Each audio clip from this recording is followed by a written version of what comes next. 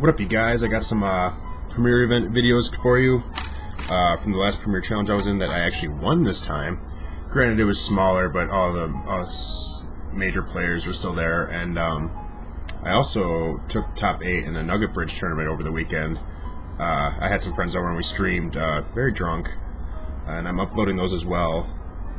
So I was pretty proud of myself getting top 8 while drinking a bunch of whiskey. But anyways, let's get on this battle. This is against my buddy Zach.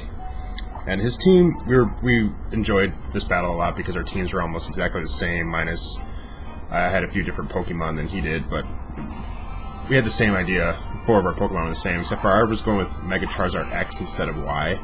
I've been trying to build a team around him for a while, and I really like this one. Unfortunately, the season's about to change, but... So these are with Zapdos and Gothitelle. I was kind of worried the Gothitelle was going to be trying to go for a Trick Room.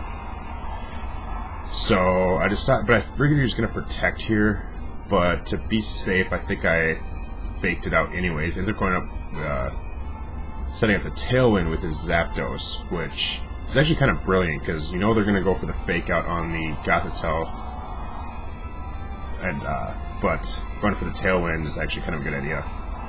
You can fool your opponents. If I go for the Dragon Dance. So speed isn't going to be too big of a problem, but he goes for the Volt Switch against my Charizard, which is going to do nothing. That's what's awesome about Mega Charizard X. He resists a lot. Especially things that a lot of people think, if you're a Charizard Y, they think you're going to be weak to, like electric attacks. So I go for the Flare Blitz against the Gothitelle, which I believe KOs. Yep. Mega Charizard X, if you let him get one Dragon Dance set up, he'll just KO almost everything. It's awesome. And I go for the knockoff, hoping to actually hit his Zapdos, but he switches his Mind Chow. And here comes the Zapdos again. So if I remember right, I protect with my Charizard here, not wanting to take out the fake out damage. And I switch in my Aegislash.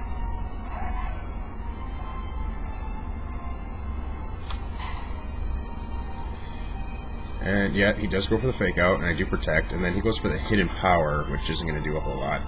Not sure why he's doing that. I guess because it's neutral. I suppose that makes sense, but his Mind Chow goes for the Rock Slide, which I kind of wish I remembered about, and I would have went for the Wide Guard on my Aegislash, but it's no big deal. I actually survived both attacks, especially since I'm 4 times resistant to fire.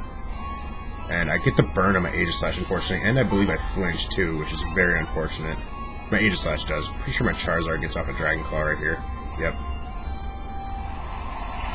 Actually, during this tournament, I remember I called all my flinches. I'm like, I'm going to flinch here, and I do. But you're about to see that in a second. Yep. But so I decided not to ever go for King Shield. I'm like, I want this thing to die anyways. It's burn.